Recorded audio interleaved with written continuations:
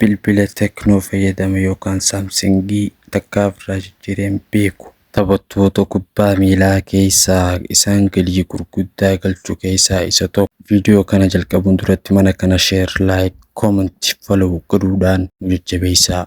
N'Golo Kante amajjii 29 bara 90 takka dhalate. Taphataa kubbaa miilaa professional Faransaay yoo ta'u, kilabii Suudii Pro League Al Ittihad fi garee biyyaalessa Faransaayif taphata. Sarara gidduu ittisa ta'ee taphata. Sarara ittisaa yeroo hundumaa keessaa isa guddaa ta'e kan ilaalamu.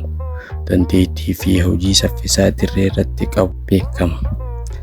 N'Golo Kante bilbila Android Tecno fayyadama. Baankii keessaa miliyoonaan lakkaa'amu. Birriin isaa iPhone yookaan Phone Pixel fudhateen beeku.